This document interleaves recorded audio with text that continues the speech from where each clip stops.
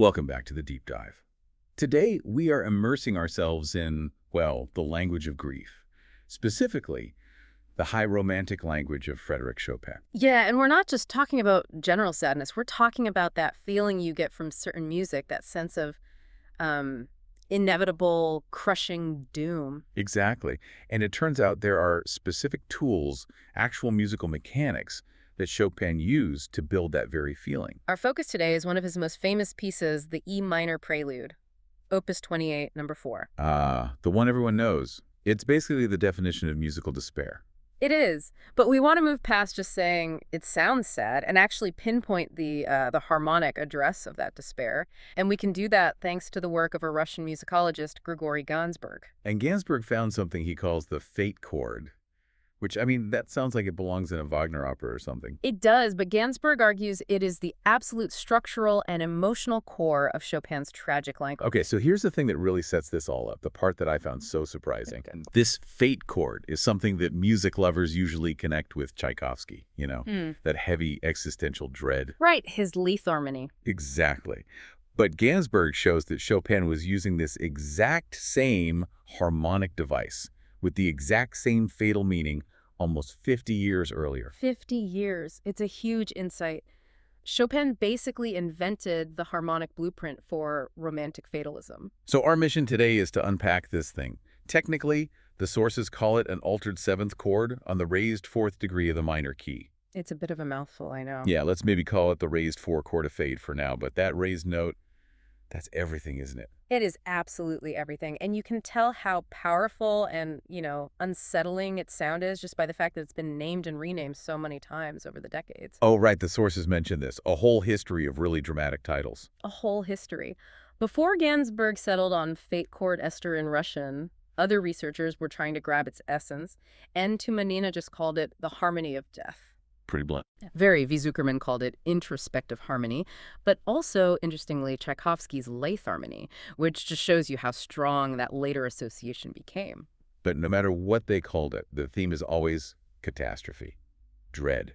Let's slow down that definition, because it's really important to get why this one sound carries so much philosophical weight. Okay, so we said it's the altered seventh chord on the raised fourth degree of the minor key. The really crucial part is that it resolves to the tonic using a plagal cadence turn. Wait, I need a quick breakdown on that. A plagal cadence. What is that in simple terms? Think of the normal ending to a piece, that V to I chord change. That's an authentic cadence. It feels very final, like a full stop. Right. The plagal cadence is Ivy to die. You hear it at the end of hymns all the time, the amen cadence. It's softer, more reflective. So this fate chord is like a distorted amen. It takes that peaceful finality and just twists it into something terrifying. That is the perfect way to put it. It's that distortion, specifically from the raised fourth degree, that gives it this intense meaning. The premonition of catastrophe, the horror of death, realizing you can't fight fate. And you can boil that whole complex feeling down to just two specific notes, right? Two essential tones. Exactly. First, you have the tonus lamentus, the tone of lament. Looping tone. Right. Musically, it's the sixth degree of the minor scale. It naturally wants to fall down to the fifth, which gives it that classic sound of sighing or weeping. It's the sadness we all recognize. Okay, that makes sense. The sound of a tear falling. Hmm. But the second one, the mortalis, that's the bitter part. That's the one, the tonus mortalis, or tone of death. This is our raised fourth degree. So if you're in E minor, the normal fourth is A. We're raising it to A sharp. That single note, which doesn't belong in the scale, is the disruption. It's the pain point. Yes. Gansberg calls it a sensitive pain point that the composer touches in the listener's soul. It's the dissonant, wrong-sounding note that guarantees this feeling of predestined suffering. It's like dropping a single agonizing doubt into a familiar pattern of mourning. So now that we have the blueprint, let's go to the centerpiece, the E minor prelude. This piece is just so famous, not just for its sound, but because Chopin himself requested it for his own funeral. From the very first note, the mood is heavy. You have that psi motif and this melody that just keeps falling, keeps descending. And the left hand is just relentless. Absolutely. The left hand gives us 22 straight measures of this pulsing eighth note rhythm. It's like a funeral procession that never stops, just building and building this unresolved harmonic tension. But this whole journey is leading to one single moment. An explosion. Or rather, an implosion, a moment of total interruption. Measure 23. The harmonic shock. That's it. This is where the full fake chord appears. Hmm. And the shock isn't just the sound itself, it's the way it completely violates the structure. The continuous morning pulse that's been going for 22 bars. Yeah. It just vanishes. Instantly. The music literally stops breathing. It does. The chord is played, it's held for half a measure, and it starts to fade. And that sound is followed by half a measure of complete, absolute silence, marked with a fermata. So it's not just sorrow anymore. It's the cessation of life. That's exactly how Gansberg reads it. He says this one measure is the climax of the whole piece. It represents stupor when looking into the abyss, the cessation of life, a clear sense of the end. The silence is where the musical pulse, the life of the piece, just disappears. That's incredibly powerful. But, I have to ask about the sound of the chord itself. It's tragic, yes, but it isn't ugly, is it? It's not this harsh, grinding dissonance. And that's the paradox. It's enharmonically similar to a minor major seventh chord, which has this specific bittersweet beauty to it. Thomas Mann actually had a phrase for this in Dr. Faustus: sorrowful euphony. A beautiful sadness. A painful euphony, you could say. It's beautiful, but the beauty is unbearable because it doesn't resolve anything. It just hangs there. And the structural analysis is so key here, because it proves Chopin knew exactly what he was doing. It wasn't just random emotion. It shows his architectural precision. Gansberg points out that if you look at the form, the prelude has 24 measures, but measure 23 it's structurally superfluous, it's foreign. Without it, you'd have two perfectly symmetrical 12-measure halves. So he intentionally broke the symmetry. He shattered it. Deliberately. He disrupts the formal balance and all the momentum from the first 22 measures just to insert this one defining moment. This proves that chord isn't just some passing chromaticism. It's the main event? It's the main dramatic event that the entire piece was building toward. The form itself is sacrificed for the philosophical statement. So he builds this perfect, symmetrical cage of sorrow just to smash it at the very last second with the sound of fate. Precisely. That one chord becomes the lens for the whole piece. Wow. Okay, so if that's the full power fate chord, what about in other pieces? Does the theory hold up? Gansberg says he could get the same effect with just the individual parts. And this is where you see Chopin's genius for subtlety. He didn't always need the whole sledgehammer of the chord to signal doom. Sometimes just one of the fatal components was enough. Let's look at the tonus mortalis, that single raised fourth acting all by itself. So this would be pure bitterness. Yeah. Without the sound of weeping. Exactly. A great example is the mazurka in A minor, Opus 68, number 2. Mazurkas are dances, but Chopin fills them with tragedy. Here, he uses that tonus mortalis on its own, and he really emphasizes it with a trill and an accent. It creates this off-kilter, syncopated jab. So what's the emotional difference when it's solo like that? Well, it's less about a long, sorrowful process, that continuous weeping, and more like a sudden, sharp internal pain, a bitter sting. He's intentionally poking that sensitive spot.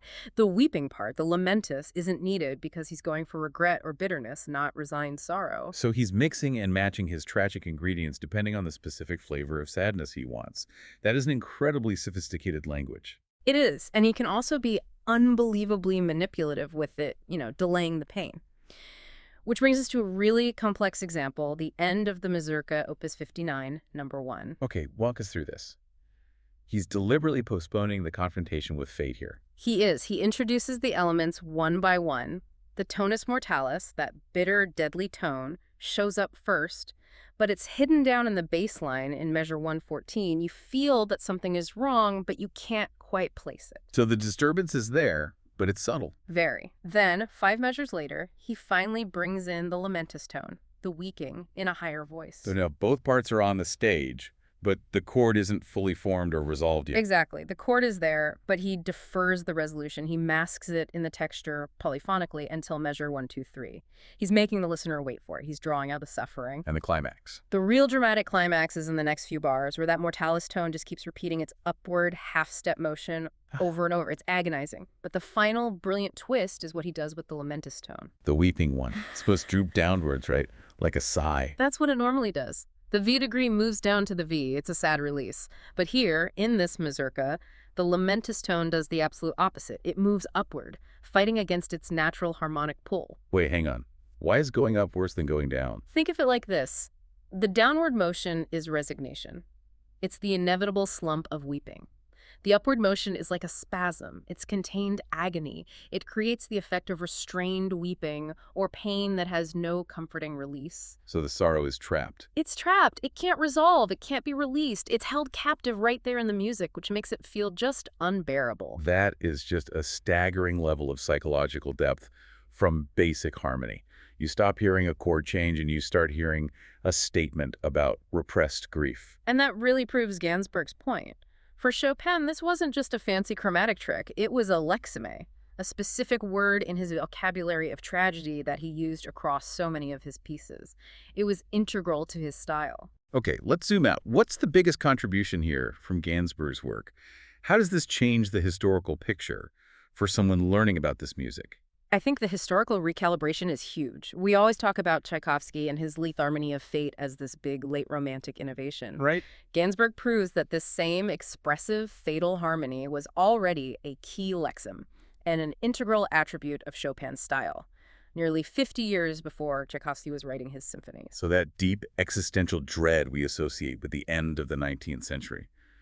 It was actually there all along, right at the peak of early Romanticism, just hidden in Chopin's incredibly advanced harmony. And it gives us a blueprint for the sadness. We can finally move past just saying, oh, Chopin sounds mournful, and actually identify the concrete musical address, the fate chord that he uses to create that feeling of doom.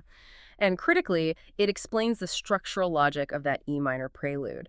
That foreign 23rd measure is suddenly the most important moment in the piece. It turns the prelude from an emotional outpouring into a precisely engineered journey toward doom. Chopin didn't just feel despair, he architected it. And that technique, which became a dominant device for Tchaikovsky, defining his whole style, was for Chopin a much more selective tool. But when he used it with incredible force for the most direct emotional impact. This analysis just transforms the experience. You go from passively feeling the tragedy to actively understanding the precise architectural tools Chopin used to build that sense of fate, measure by measure. You can hear the exact moment the musical pulse of life just stops. Indeed. And that raises a really interesting question for you to think about as you're listening to music this week. If one single, disruptive, and structurally foreign chord can define the entire emotional narrative of a masterpiece like this prelude, Wow. what other unexpected structural breaks in music, the ones we usually dismiss as just quirks, are actually the key to their deepest meaning? Look for the moment the form is broken. That's usually where the truth of the piece is hiding. Until next time, keep listening deeply.